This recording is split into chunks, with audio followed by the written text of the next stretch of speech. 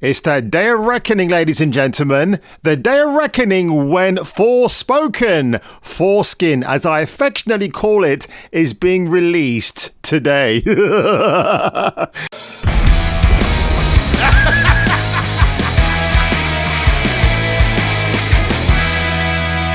Forspoken is absolutely fantastic. By Job Jeeves. With all the spells you can unlock, the gear you can upgrade, the fights, the bosses, and a storyline that rivals the best video game stories out there, this isn't a return to form for Square Enix. It's a testament. Oh my god, I'm getting a coronary. Oh, now before I get into this, folks, you gotta hear the beginning of this trailer, this review. Now, my first impression of Forspoken when I saw that first announcement trailer was genuine glee. Seeing a Japanese-developed role-playing game with a dark-skinned person of color as the main protagonist is rare. A dark-skinned person of color. But if you... That comment alone is cringe-inducing. Seeing such a game starring a black woman is exceptionally rare. Is it rare though?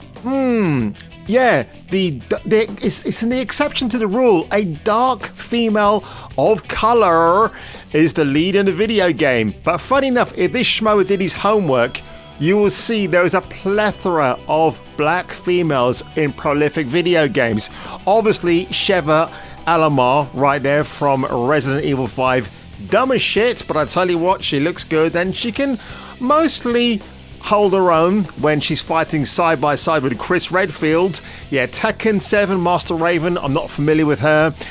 Yes, Rochelle from Left 4 Dead 2, which I played back in the day. Absolutely great. Ikora Ray from Destiny 2, and she's a bald-headed woman, but she looks a bit more tolerable than the Dora Milaje.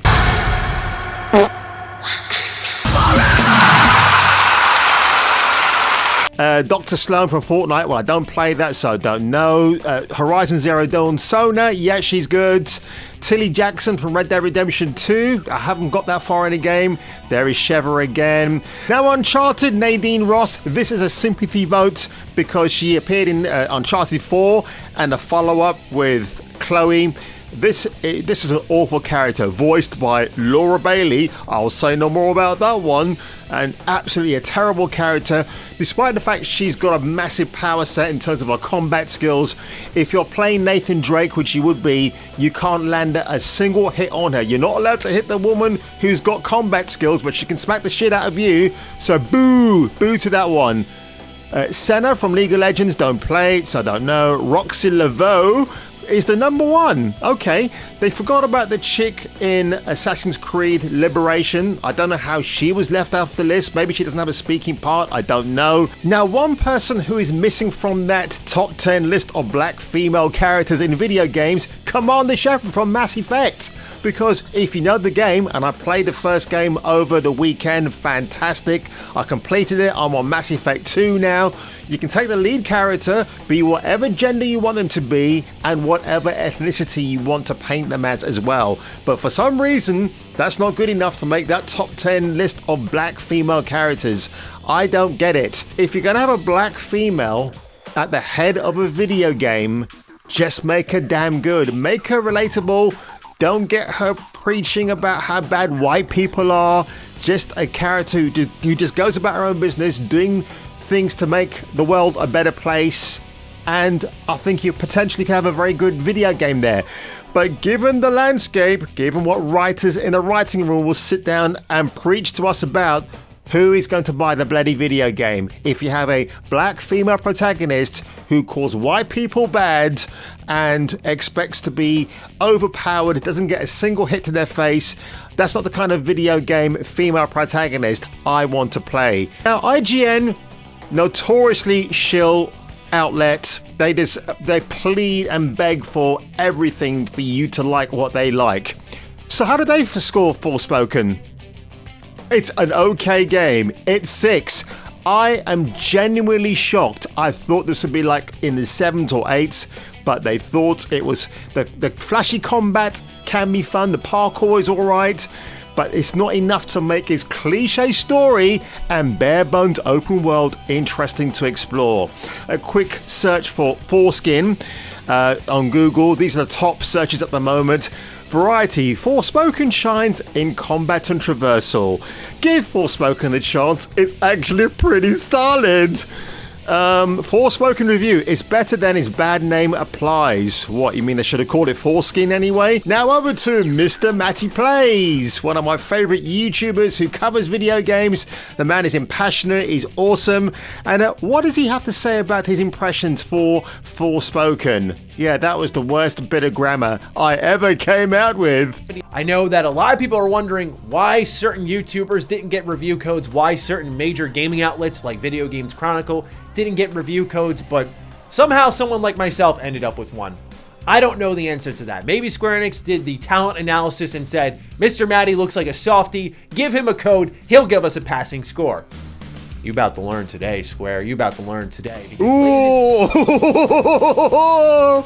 Oh, what does he have to say? I can't wait. Gentlemen, that uncertainty really spawned with the initial reveal of Forspoken made available to me. And again, taking a look at those specs, that distinction is incredibly important because based off what I saw, I mean, look at this city, for example. Does this look like you absolutely need a 3070 to run? This does look very bare bones basic, and they expect you to pay £70 or $70 of your hard-earned cash for this trollop.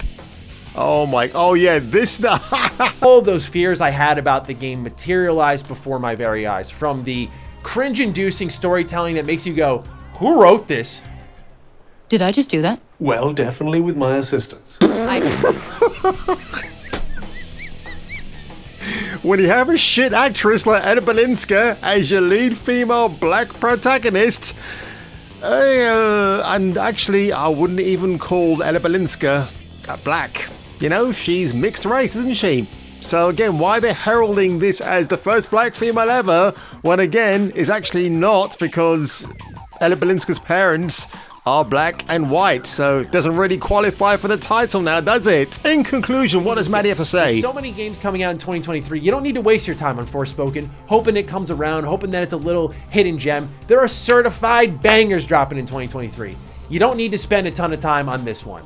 It is a game that, by the way, I finished the story remarkably quick, even though they said, I think 35 to 40 hours. A lot of my extra time was just spent in the open world because I breezed through the 12-chapter story, but I digress. You know, whether Square Enix will blacklist Matty now because he didn't like Forspoken remains to be seen, but I think they knew straight out of the gate this was a bad game. Even more disappointing for me, Amy Hennig is one of the writers behind this. The same Amy Hennig who gave us the based Uncharted, the original games back in the early days of PlayStation 3. It's such a shame, isn't it? But wow, how the mighty hath fallen, folks. And Mr. Matty just giving us his honest to God review. I mean, I'm looking forward to the for the Dead Space remake. Again, I'm very pissed off that EA Games got rid of Visceral Games, the original devs behind the original series of Dead Space, but I'm curious to see what this remake, this reboot, whatever you want to call it, looks like. So folks, if you enjoyed this video today, make sure you hit the like button below, make sure you slap that subscribe button like it's Ella Balinska's acting career going down the toilet, and I'll see you, if you are me, on the next video. You prove you can hit something with them, and I'll tell Halleck it's safe to sell you some. Ready to give it a toss? Office blocks, corner shops, traffic jams